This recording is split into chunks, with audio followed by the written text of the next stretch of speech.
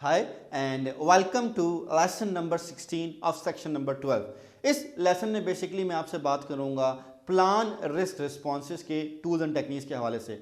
PMI ने आपको पीएमबॉक्स 2012 में 4 टूल्स एंड टेक्निक्स जो है बेसिकली इस प्रोसेस में दिए हैं। जो पहला हमारे पास टेक्निक या वर्ड से वो है जनाब स्ट्रेटजीज फॉर नेगेटिव रिस्क। देखिए जैसे हमने कहा है कि रिस्क जो है वो पॉजिटिव भी हो सकते हैं और नेगेटिव भी हो सकते हैं। तो जो अगर कोई हमारे प्रोजेक्ट में नेगेटिव रिस्क है तो उसकी स्ट्रेटजीज क्या है। तो बेसिकली नेगेटिव रिस्क की हमारे पास 4 स्ट्रेटजीज हैं। वो है क्या है कि हम उसको अवॉइड कर सकते हैं, हम उसको ट्रांसफ़र कर सकते हैं, हम उसको मिटिगेट कर सकते हैं और हम उसको जो है वो एक्सेप्ट कर सकते हैं। अगर मैं स्पेसिफिकली अवॉइडेंस ऑफ रिस्क की बात करूं तो मैं कहूँगा कि जनाब अगर मेरे पास किसी एरिया में या किसी ऑब्जेक्टिव में कोई रिस्क है तो मैं कोशिश करूँगा कि मैं उस ऑब्जेक्टिव को या उस स्कोप को कम कर दूँ या निकाल दूँ या उस चीज़ को अवॉइड कर लूँ ताकि वो रिस्क मुझे अकर ना हो। लेट्स सपोज आप ये कहते हैं कि यार मार्केट में प्रोजेक्ट मैनेजमेंट की बहुत वैल्यू है और प्रोजेक्ट मैनेजमेंट में जो नंबर 1 सर्टिफिकेशन है वो पीएमआई की पीएमपी है। लेकिन बहुत सारे लोग होते हैं जो पीएमपी की सर्टिफिकेशन पास नहीं कर पाते या सुनते हैं कि जनाब इसका सक्सेस रेशियो इतना नहीं है या लोग मुश्किल से पास कर रहे हैं, तो वो क्या करते हैं कि वो पीएमपी करने के बजाय प्रिंस 2 कर लेते हैं। तो बेसिकली उन्होंने क्या किया,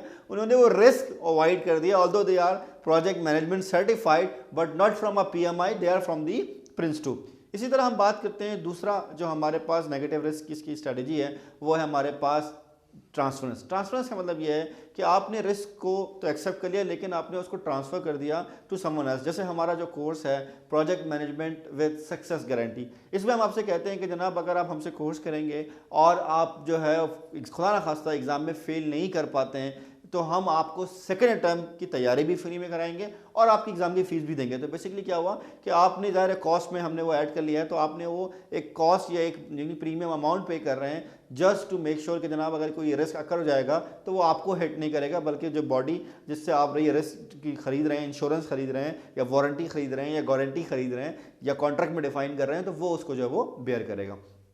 तीसरा जो बेसिकली हमारे पास तरीका है वो है मिटिगेट। मिटिगेट का मतलब ये कि अगर कोई रिस्क है तो हम उस रिस्क को बेसिकली उसकी जो इम्पैक्ट है उसको कम से कम करने की कोशिश करते हैं। यानी कि हम उससे भाग नहीं रहे, हम एक्सेप्ट कर रहे हैं लेकिन हम ये कह रहे हैं कि हम कैसे उसको मिनिमाइज कर सकते हैं। तो हम रिस्क को मिनिमाइज करने के लिए हम ये करेंगे कि जनाब हमने कहा कि जी हम पीएमपी का कोर्स कर रहे हैं तो हम उसमें तैयारी ज़्यादा कर लेंगे, क्वेश्चन हम ज़्यादा प्रैक्टिस कर लेंगे, ठीक है। या ये कि आपने ट्रेनिंग ली, ट्रेनिंग के बाद आपने कोई ऑनलाइन वीडियोज़ भी देख ली, तो ये क्या आपने अपने उसके रिस्क को मिनिमाइज करने की कोशिश की है। और चौथा क्या है कि आपने उस रिस्क को जो है वो एक्सेप्ट कर लिया और आप कहते हैं ये तो रिस्क आ सकता है but I have to do it and then you go for it. ज़रूरी नहीं है कि वो रिस्क बहुत बड़ा हो सकता है वो छोटा हो, माइनर, और आप कहते हैं ठीक है मतलब we can go with this kind of risk. Then हमारे पास जो है वो बेसिकली नेक्स्ट जो स्ट्रेटजी है या नेक्स्ट जो टूल है वो है स्ट्रेटजीज फॉर पॉजिटिव रिस्क। इसी तरह पॉजिटिव रिस्क के भी हमारे पास 4 टाइप्स हैं: exploitation, enhancement, sharing and acceptance. अगर मैं एक्सप्लॉइट की बात करूं तो हम ये कहते हैं कि अगर कोई पॉजिटिव रिस्क है, जैसे फर्स्ट करें आप ये कहते हैं कि जनाब मैं जो है वो प्रोजेक्ट मैनेजमेंट की सर्टिफिकेशन पास करूंगा तो मुझे जॉब अच्छी मिल जाएगी या मेरी वैल्यू बढ़ जाएगी।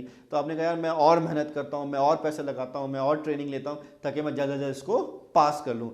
इनहांस का मतलब ये कि आप ये देखते हैं कि जनाब मार्केट में कोई प्रोडक्ट है या कोई सर्विस है या आपने कोई फर्स्ट करें मार्केट में शेयर्स खरीदे हुए हैं एग्जाम्पल के तौर पे और आप कह रहे हैं शेयर्स की वैल्यू बढ़ रही है। तो आपने कहा यार मैं और शेयर्स नहीं खरीदता हूँ लेकिन इसकी वैल्यू और बढ़ने दो और बढ़ने दो और बढ़ने दो, ठीक है। और अक्सर कहते हैं कि जनाब जब पहली दफ़ा शेयर की वैल्यू गिरेगी तो आप बेचेंगे क्योंकि आपको नहीं पता कि कल आपके पास जो है वो शेयर की वैल्यू क्या है। तो फर्स्ट आपने आज फर्स्ट करें शेयर की वैल्यू 10 रुपये थी, कल वो 25 रुपये हो गई, फिर परसों 35 रुपये हो गई, फिर 40 रुपये हो गई, फिर 50 रुपये हो गई।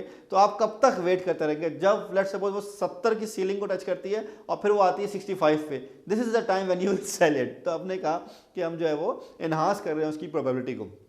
देन हम कहते हैं जनाब रिस्क को शेयर करें। आप कहते हैं कि जनाब मैं कोई प्रोजेक्ट कर रहा हूँ लेकिन प्रोजेक्ट के लिए रिक्वायरमेंट ये है कि आपके पास एक्स अमाउंट, जैसे हम अक्सर गवर्नमेंट प्रोजेक्ट्स करते हैं तो उसमें क्या होता है कि जी आपकी कंपनी की ये वेल्थ होनी चाहिए, आपकी कंपनी के पास इतना एक्सपीरियंस होना चाहिए, आपके पास जो प्रोजेक्ट मैनेजर उसके पास ये क्वालिफिकेशन होना चाहिए। तो हम अक्सर कुछ कंपनियां ढूंढते हैं जिनके पास बिड बॉन्ड जमा कराने के पैसे होते हैं या ऐसे लोग हैं जिनको ऑलरेडी रिलेशनशिप है। तो हम कोलैबोरेशन करके जो है उस रिस्क को अचीव करते हैं या उसकी पॉजिटिविटी को लेने की कोशिश करते हैं। एंड फाइनली जो है वो है हमारे पास एक्सेप्टेंस कि अगर कोई पॉजिटिव रिस्क है ऑफ कोर्स आप चाहेंगे कि आप उस पॉजिटिव रिस्क को जब वो एक्सेप्ट करें और उसकी बेसिस पे अपने प्रोजेक्ट को आगे लेके जाएं।